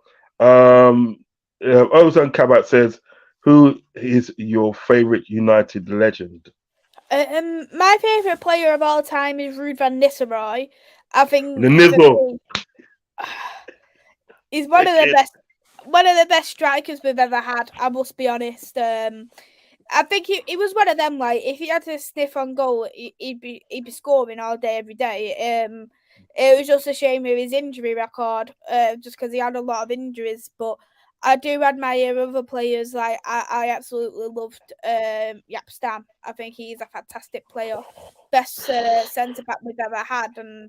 And another one that I do really, really like as well is I do really like Ji-sung Park. I think when he was a player, he was underrated, but I think he's getting a lot more recognition in this day and age than what he used to be. And I think he was one of them, like, he'd be happy to do the scruffy work as long and he'd be playing anywhere on the pitch, and he'd even start as a bench player just to benefit the team. He was a very, very humble person. Do you know where we laugh and think that? Yeah. But About Ji-sung Park and that, right? Do you remember this? He shoots, he scores, he eats Labradors. He Ji-sung Park. That was heavy. Somebody United fan told me that years ago, yeah, right? And I could not stop laughing. I thought that is quality. It's quality. But he was some player though. You know what I liked about Ji-sung Park? He's that sort of player in the day, right? That you could have him out of the squad for about 6, 7, even 8 weeks. Ham out the squad. Always be on the bench. Never get on the pitch. But as soon as he gets on the pitch and everything that, it'll be like he's never left. Do you know what I mean? He just feel like he's like he played last week or yesterday or something like that. He just like give it his all and everything like. And I too, at the end of the day, I would agree with you for that. I think he was very underrated at Man United. He was. I mean, I remember most of those players in the day. I mean, you Ruben this story in the day. He was a G. He can't sort of like he cannot sort of like get away. He was a G. And who did he get taught under? The guy was it Bobby Robson? Not Bobby Robson. Yeah, Bobby Robson. He got taught under him, didn't he? At PSV, he got taught under him and everything. That do you know what I mean? Because remember Bobby Robson was telling him that play like Shearer, play like Shearer. Do you know what I mean? That's how he got to know about sort of like English football from him. But like he was a G. But Jinsey Parker and everything that to me at the end of the day was one of your most underrated players in the day, right? And it's a bit sad really because I don't think he gets the flowers that he deserves. Do you agree? I completely agree because you had like the players at Man United, like you've had Wayne Rooney, you've had Cristiano Ronaldo, Ryan Giggs, Paul Scholes, Michael Carrick. You've had a numerous of different players in the Manchester United team, and I think because there was all them kind of caliber ahead of him, because you even hear like Zinedine Zidane rating Paul Scholes, going Paul Scholes is one of the best midfielders I've ever watched. And when you're seeing things like that, you're not seeing there. Then what about the recognition of Jason Park? What about the recognition of this player, and this player, and this player? I think if he was in this kind of Manchester United team now, he would 1,000% get the recognition of what because he would probably be our third best player after Casemiro and Martinez. There's no doubt about that. And I think because he was in a squad full of fantastic players as it is, he was just seen there as you're a workhorse, and we just don't see what you've done. Yeah, facts. This one here, Rodz and Macy. If you had to choose favorite player from each team, who is it? And mine is Robbie Fowler. So who would you choose for my team overall? Ooh, that's a good question. I'd have to go with Steven Gerrard probably, just because I think he was a fantastic captain. He led Liverpool to European success. I think for me is he's been one of the best midfielders what's been graced in the Premier League in more modern day than like the 80s and 90s, the 90s, because the Premier League started in 91. But I think from like when you look at the Premier League from like 2005 to present day, Steven Gerrard is up there as one of the best with Paul Scholes. I think he's that. I really like Steven Gerrard, so I'd have to go for him. Although I did like when he got a red card against us after like a few seconds. I hear that. You know, I'm gonna have to go for. Who? And he might not. You'd be surprised. Yeah, I'm going for Yap Stam. I loved him. I'll go for Yap Stam. I think Yap Stam was a quality, more than quality defender. I'm not being funny. I think he's the best defender that Man United ever had. I'm sorry, Man United ever had. He was just he had everything. You know what I mean? He had everything that we wanted. He had the pace. You know what I mean? He had the positioning. He just had everything. Do you know what I mean? And like, I absolutely hated playing Man United in the day, right? When Yap Stam was in the squad. I hated it. The day he left at the end of the day, right? Yeah, Man United, and he went. I was like, it was a sigh of relief and everything. I just thought he was an awesome player and everything that, right? He's also a leader at the back. Do you know what I mean? Yeah. When you a lot of when people you lot as well. A lot of like you see a lot of Premier League fans who go, "Oh, who's the best ever centre back?" People go, Vidic, Rio, John Terra. But then you never hear Yap Stam being mentioned. Never. I feel that's scandalous. That is scandalous. That is scandalous. That's absolutely scandalous that Yap Stam does not come in that conversation.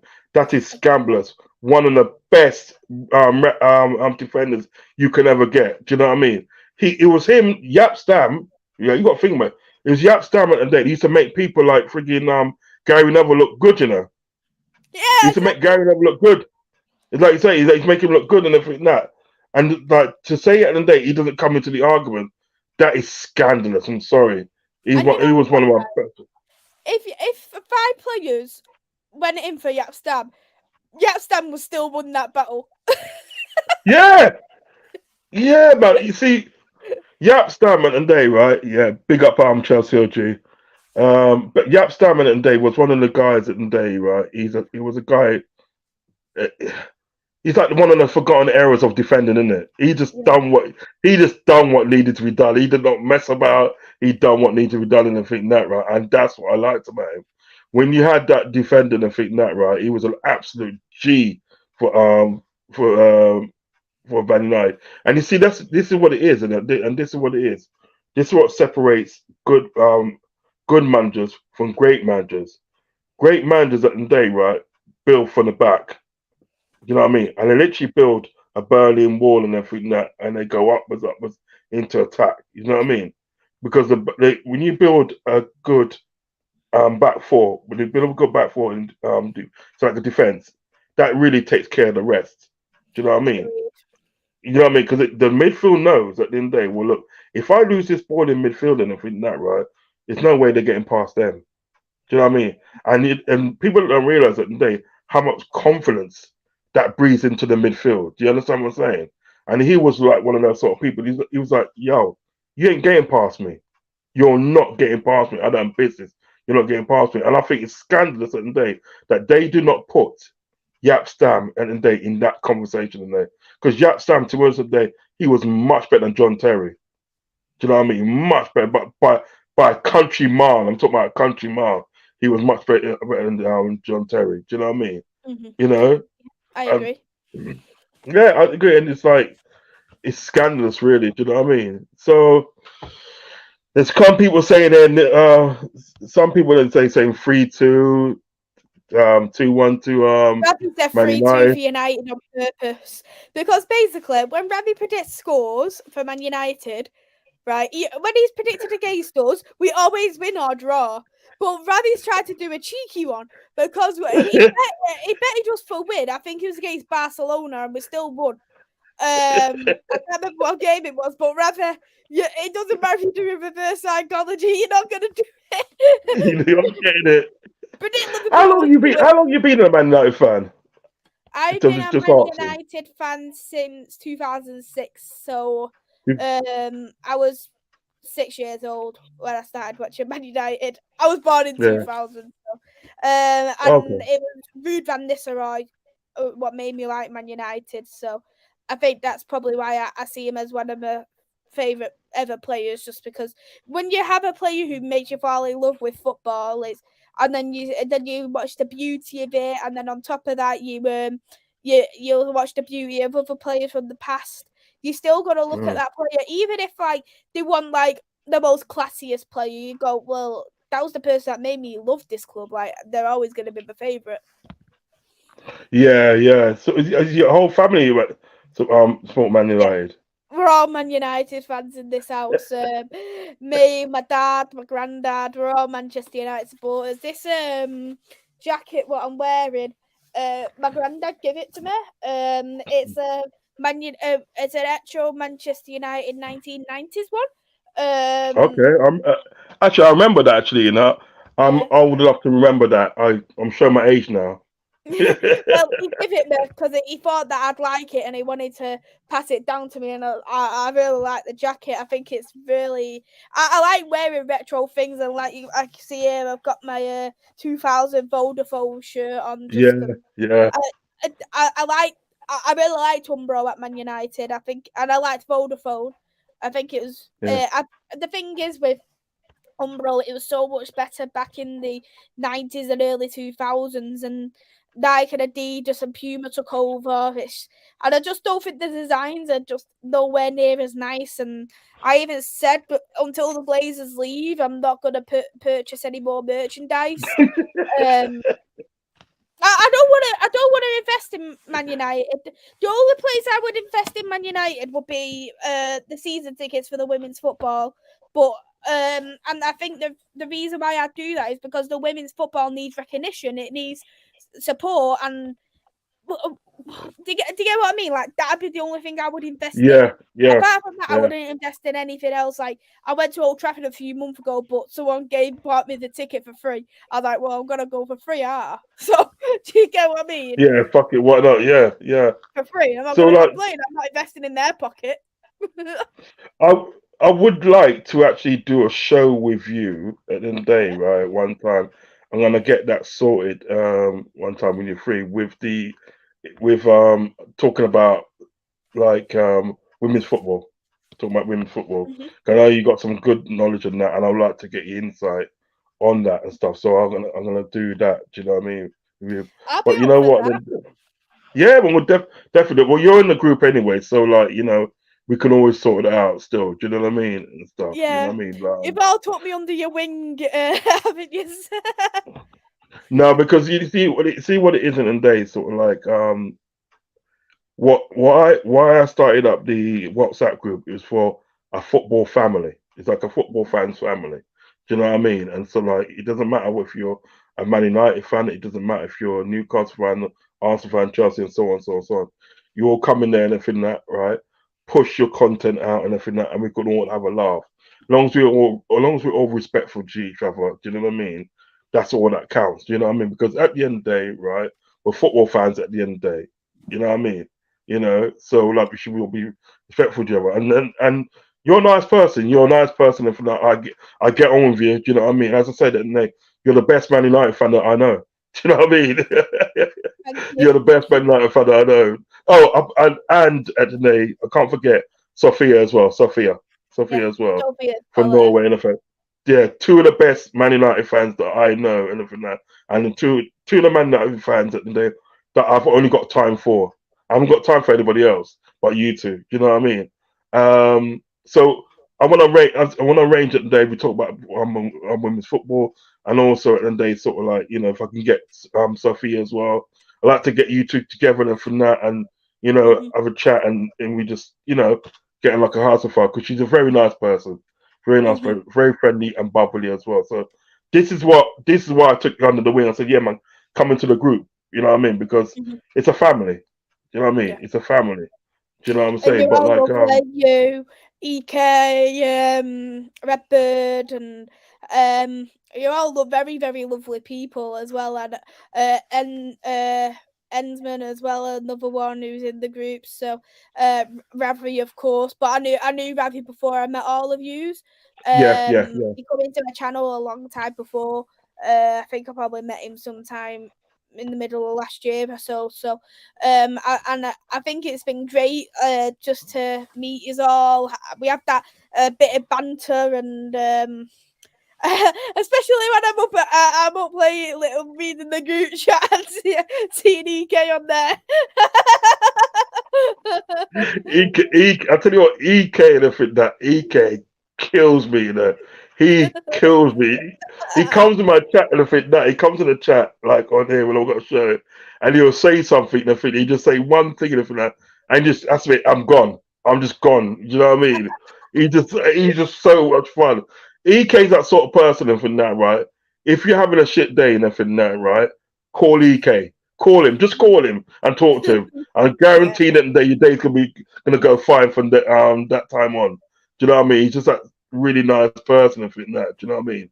But it's a footballing family, and that's what I want. Do you know what I mean? Whether you beat us on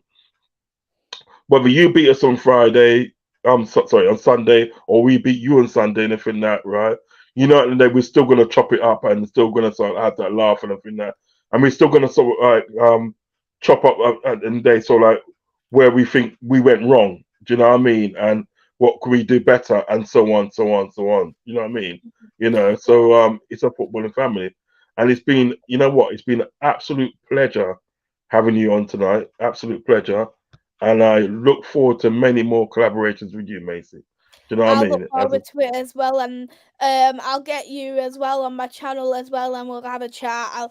I've just started back up after being unwell, so Mm. I'm gonna have a bit like I was thinking because I started up a monthly debate show, so I could get you lot on a debate show as well, which will be pretty good because it's more about neutral things rather than a Yes, certain. yes, yes. Because I do like a Saturday night on Saturday night I do a panel debate show where we chop it up. And the last time I had Sophie on last time.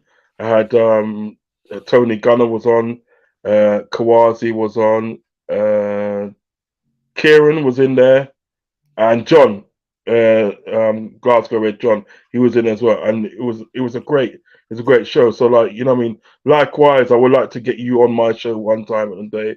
You know, if obviously if you're not too busy, you know what I mean, get you on my show and debate show and everything. Likewise, at the day, all you have to do is drop me a line and everything that right, and I'm there. Do you know what I mean? I'm there for support and everything like.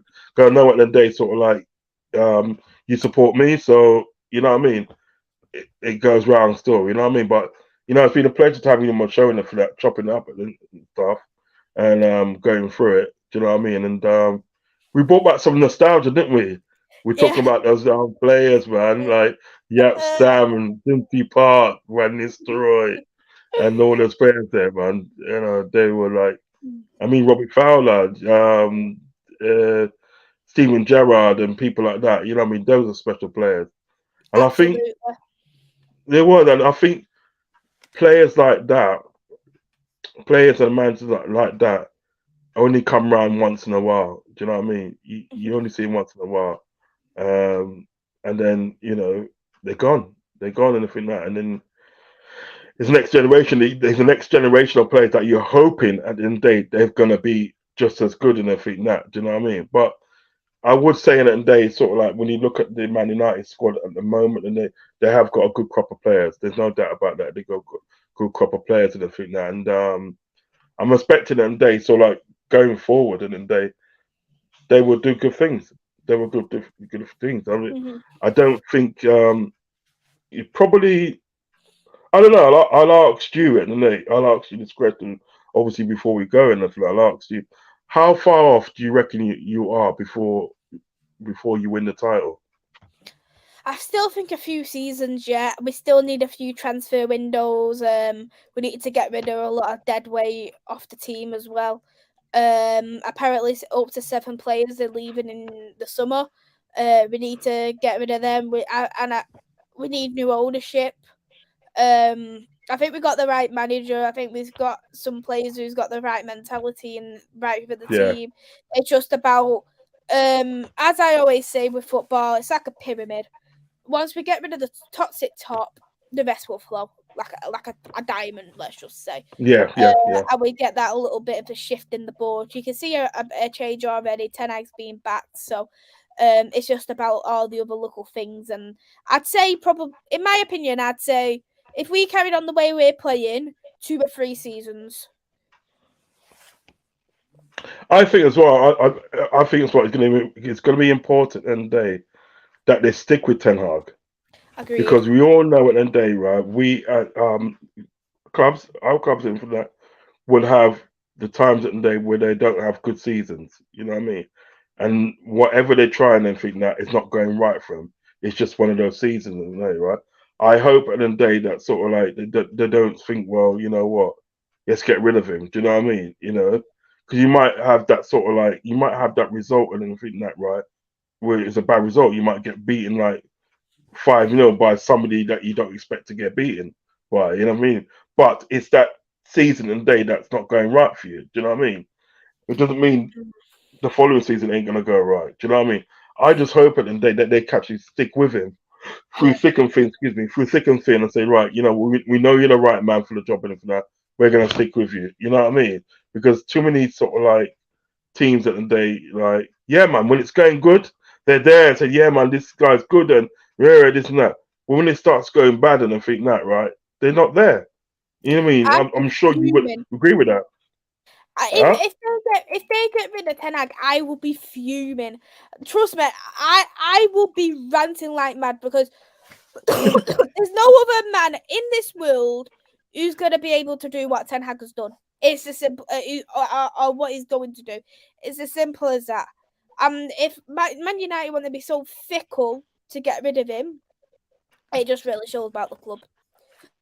Ravi's got a question here, right? He goes, question for both. One player you would take from each other's team right now. I know who I'll take. I'm taking Rashford. I'm taking Rashford. Rashford. The thing is, when people ask me this question, I always look at it based off what does Manchester United need? Do you know where we lacking in certain areas? And if I was going to pick, I would probably say Mo Salah. I think for me, Rashford has been absolutely vital. I think we need that little bit of a connection there in the right hand side. I know people like Antony, some people don't, but Salah, he can pass. He'll pass the plays. He'll provide assists and goals, and I think that's something that's really, really lacking. On the left, on the right. Sorry. So, he's a 20 goal per season winger. What's not to want about Mo Salah? Like him, not like him. You need the goal. If you're a struggling team for goal, Mo Salah will get you them goals. Yeah. But Rashford's my guy.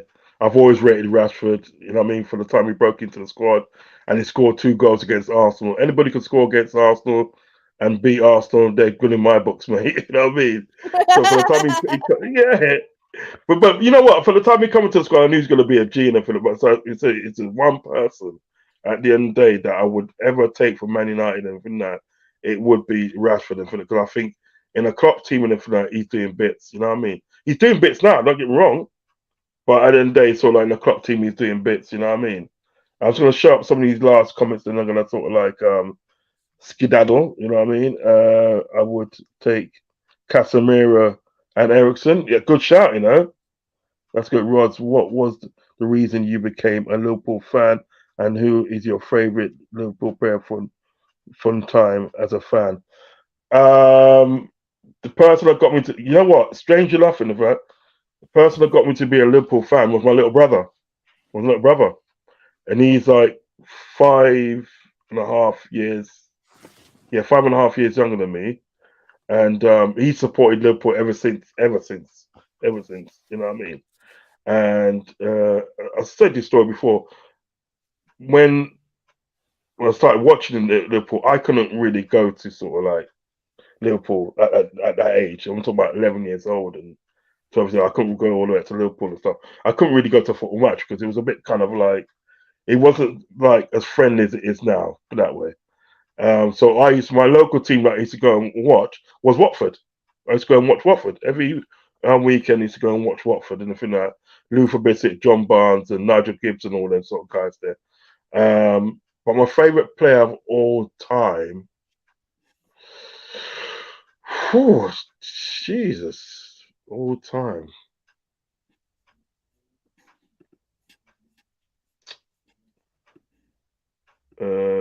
Kevin Keegan. Ooh, Kevin Keegan of all time. Kevin Keegan for all time. Kevin Keegan. Because remember at the day, you know, like Kevin Keegan was ripping up trees at the day before Kenny Dalglish come, because Kenny Dalglish was his replacement. Do you know what I mean? Mm-hmm. So it has to be Kevin Keegan.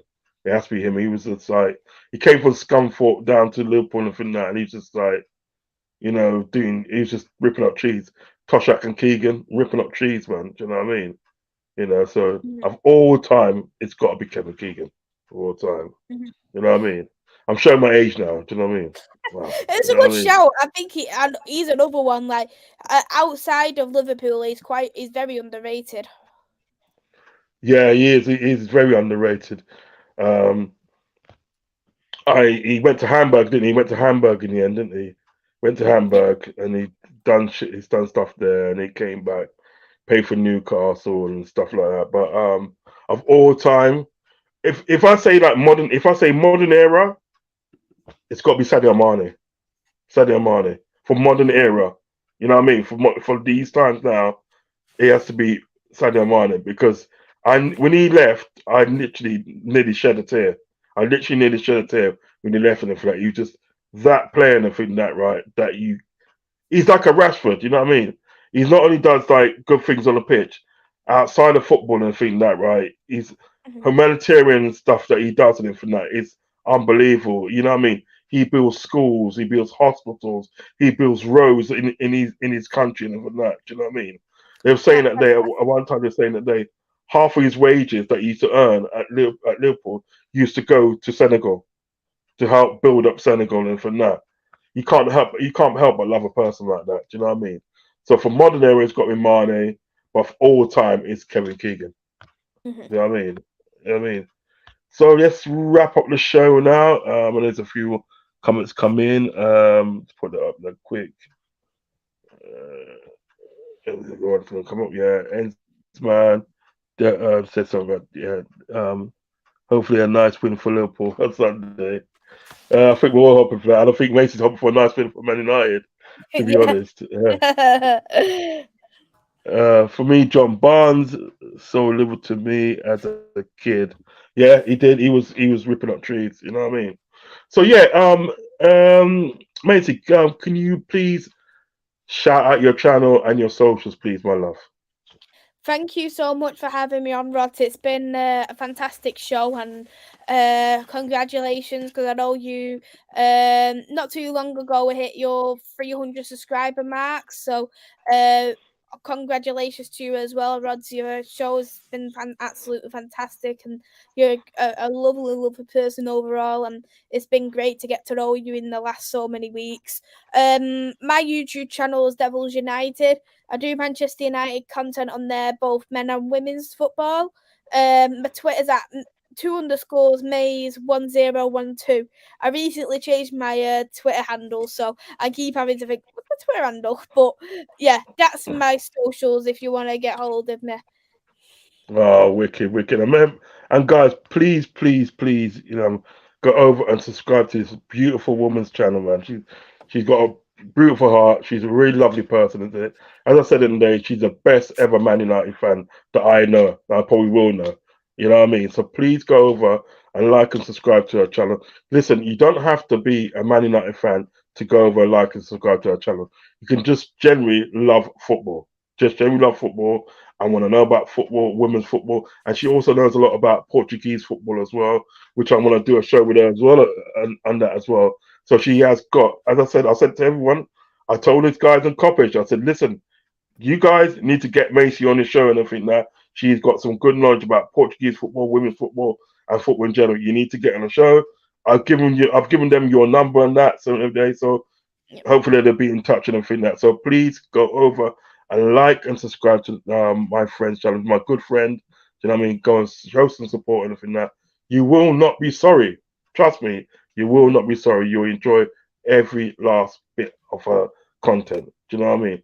As she said, she's back on it now. She has been ill and everything that. I know this myself because I wanted to do some collabs with her, but I couldn't because she wasn't feeling well and stuff. No, but now she's back on it. Do you know what I mean? So I'm here. expect a lot. Yeah, I expect a lot of good shows from this soldier. She's a soldier, man, and I've got so much respect for her. Trust me, I've got so much respect for her still. You know what I mean?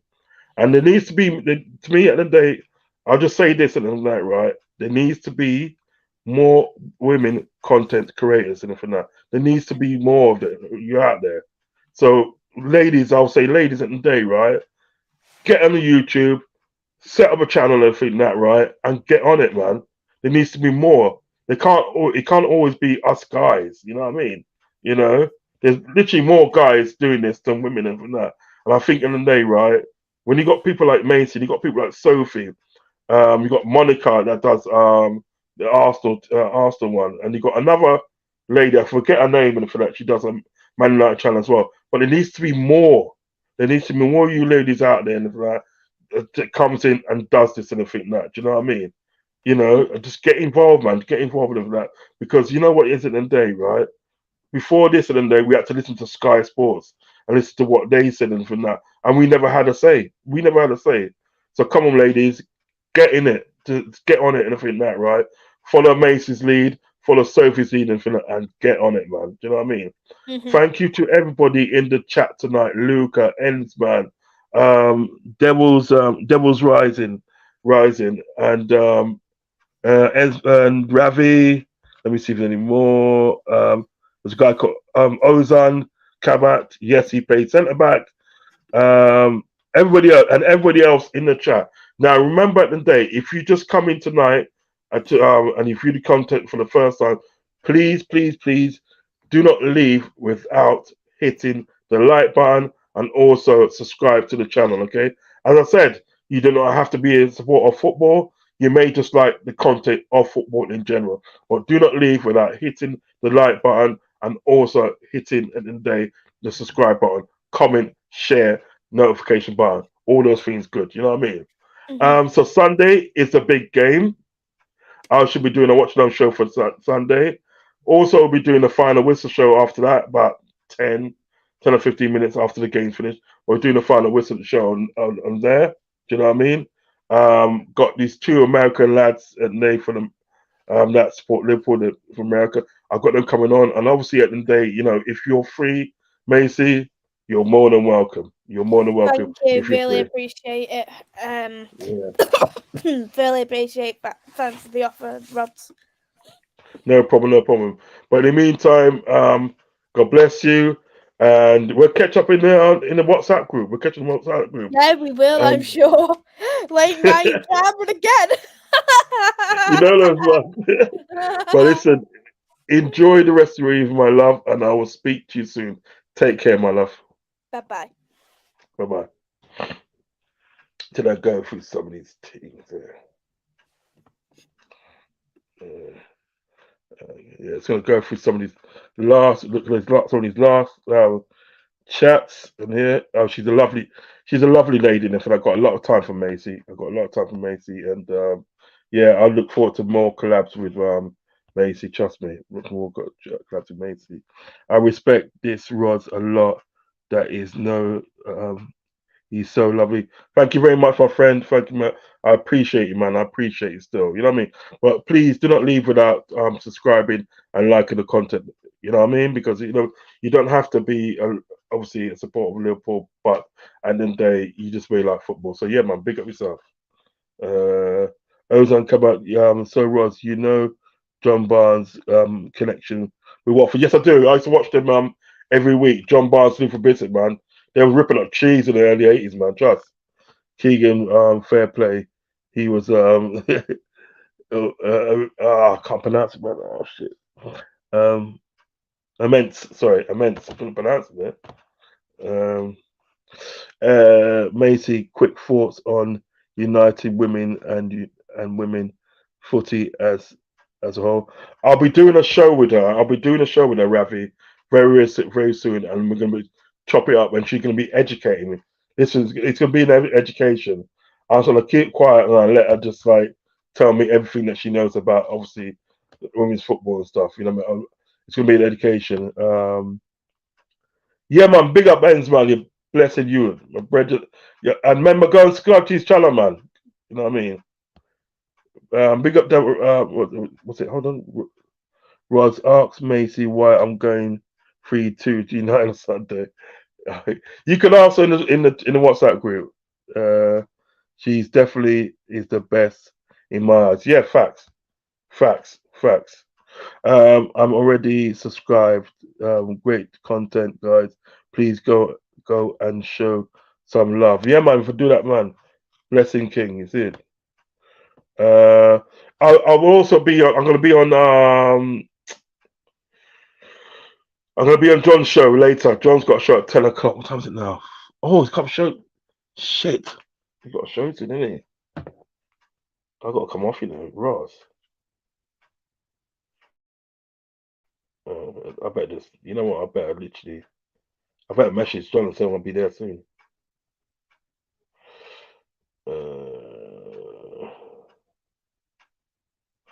Jonathan, man, Glasgow, I'm sure he said he's doing a show.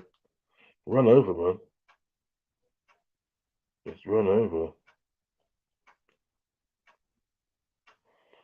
Uh, uh.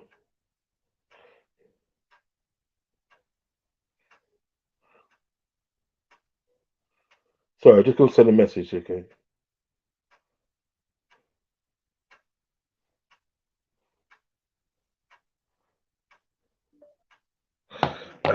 Right, okay.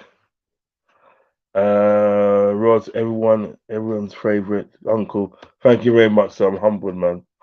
Luca, big up. Yes, matey, great video.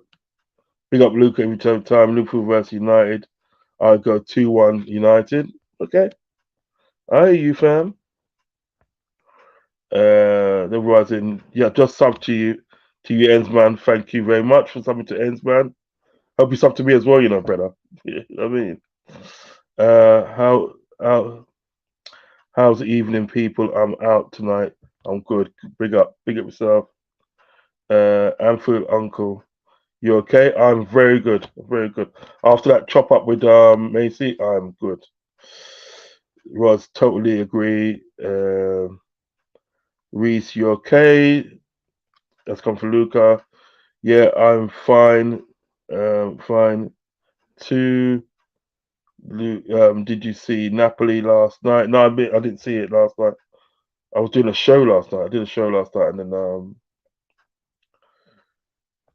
you know what I mean. But like Devil Rising did. I think that's thing. I think that's Reese's. Yeah, thank you for subscribing to his channel. Yeah, big up, man.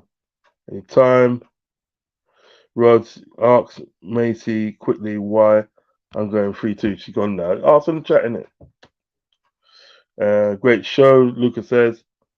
Anytime. Luca, fantastic words, Macy.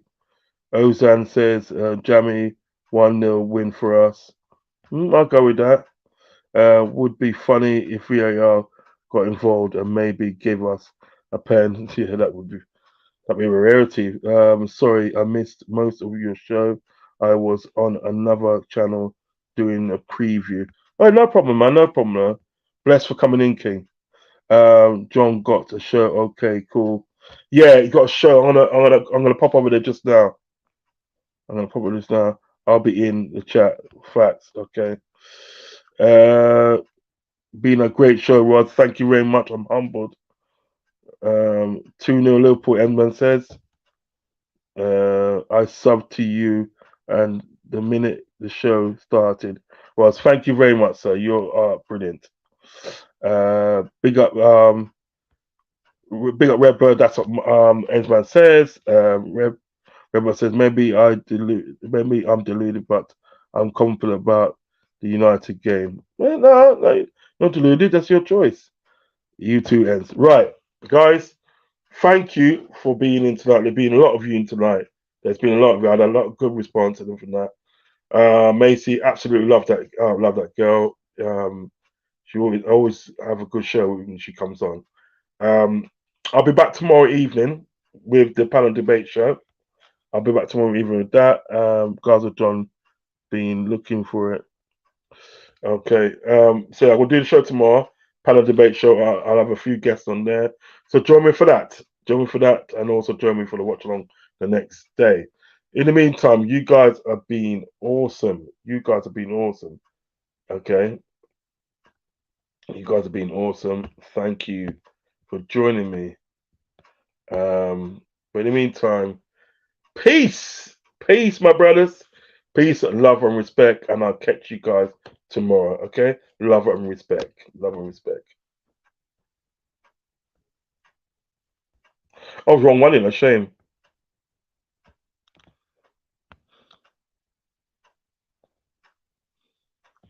Wrong one in a. You know what I meant to do? Which one I meant to put up? Have I still got it? No, it's this one. This one I meant to put up. Sorry about this, guys. I meant to put this one up. All right, peace and love and respect.